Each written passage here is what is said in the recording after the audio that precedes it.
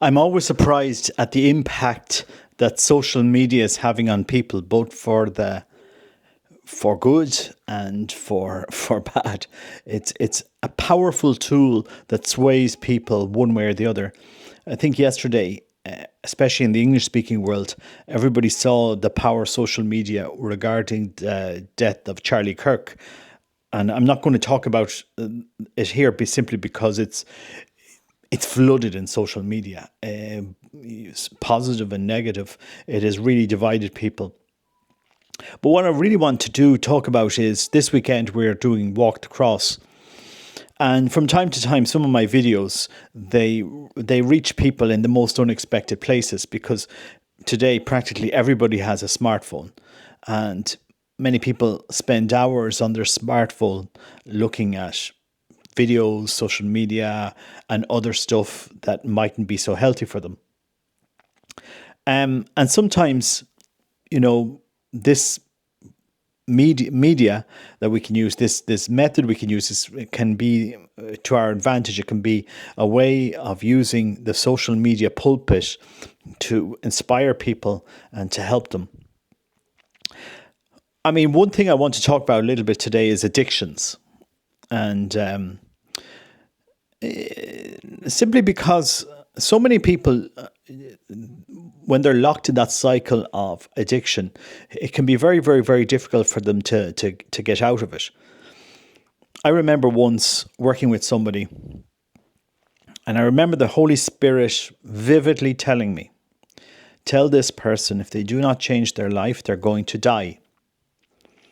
I suppose that's a hard message to give somebody, to say to somebody that you work with, that you're friendly-ish with, but you're not, deep friends, if you know what I mean. And to give them a message that, look, if you don't change, you're going to die. And this guy, we used to work together, friendly enough, but one day I said to him, look, your drug problem and your drink problem is going to kill you. It's going to kill you. And he didn't like that message one bit. He said, I don't have a drink problem. I said, but you're drinking every day. And the days you're not drinking, you're taking drugs. So sooner or later, this is going to catch up with you. Anyway, the man left where we were working, and we caught up. We'd meet up from time to time. And 2 or 3 years later, I remember meeting him, and he had put on a lot of weight, and he was 10 years younger than me. So 10 years younger than me. So you can imagine. And I said to him again, look, you need to get yourself in shape. I said, yeah, Robert, I know. But he didn't listen to my advice. He just went on living the life he was living, which is drink, drugs, women, whatever. About 2 or 3 years after that, got the news that he was working and he had died. He had just gone, he was in a hotel and he had died. And I felt so sorry in the sense that I knew this was going to happen. The Holy Spirit had told me it was going to happen.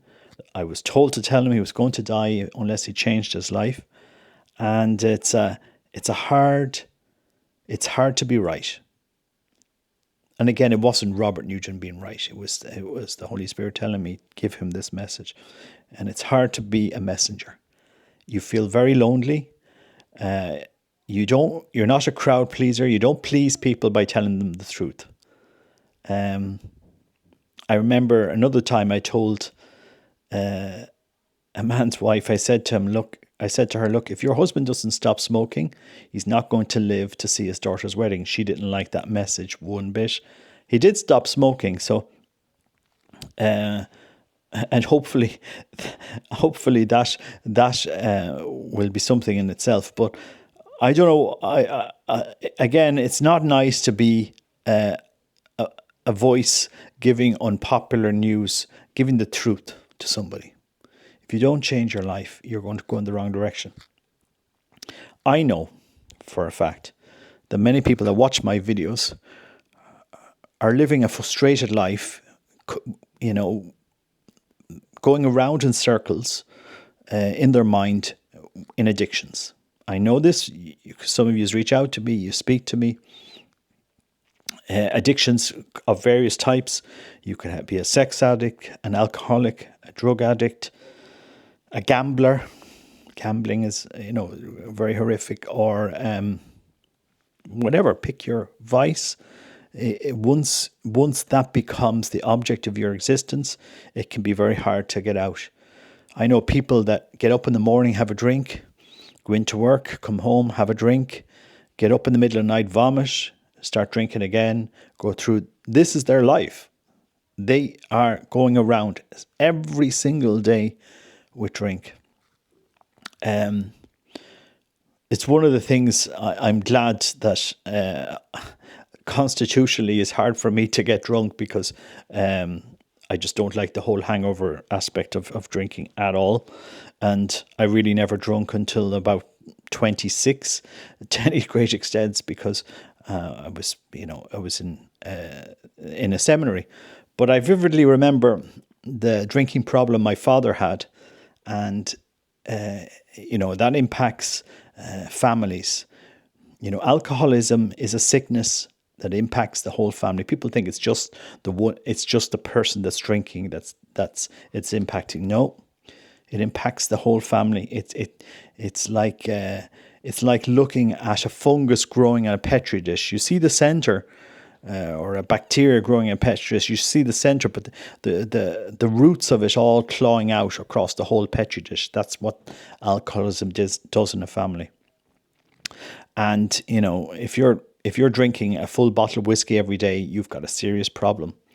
And your family's probably got a serious problem. And you've probably got a financial problem, an esteem problem, a self-image problem. And so many people that are caught up in alcoholism or drug addiction or whatever addiction you have, a shame problem. I remember I would say to my father, "You're an alcoholic." And he never liked me saying that. Needless to say, we didn't have much of a relationship.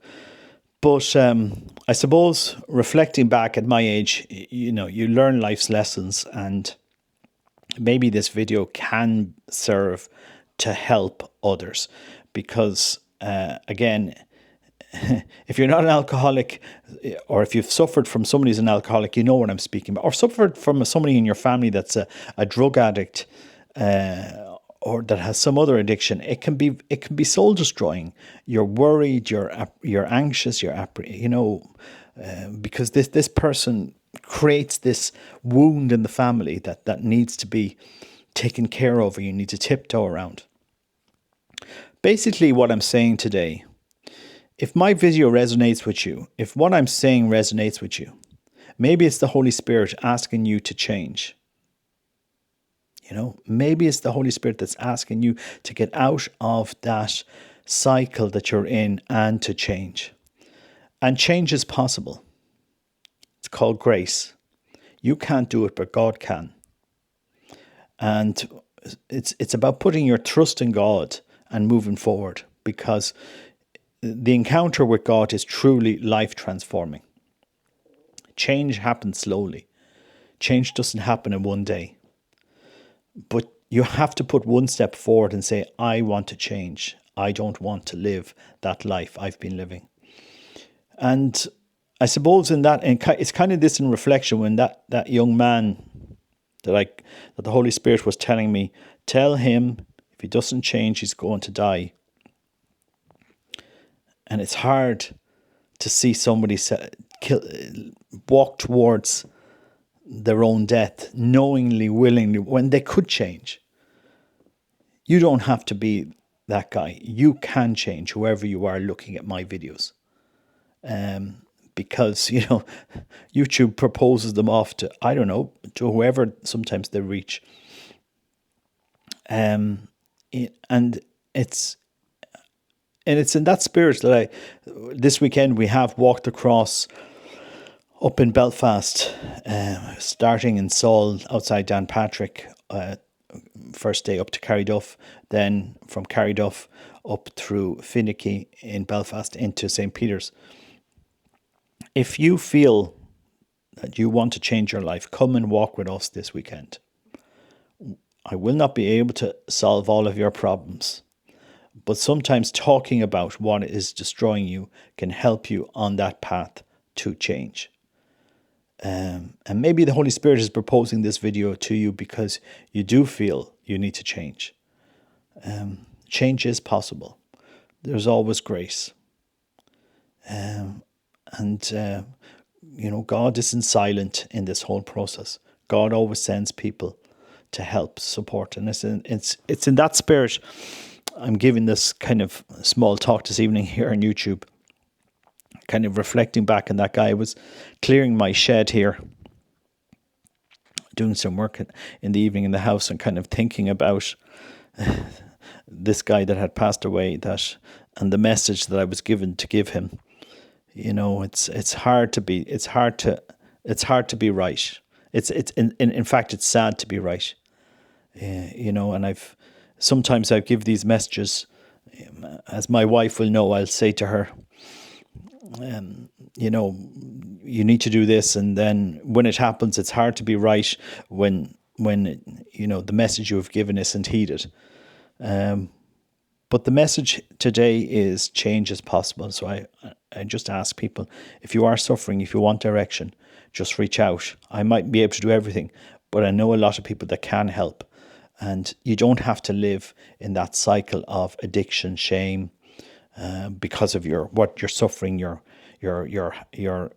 whatever addiction you're suffering from. There is light after all of that. There is a way out of it. There is grace. God bless you. Take care. Bye-bye.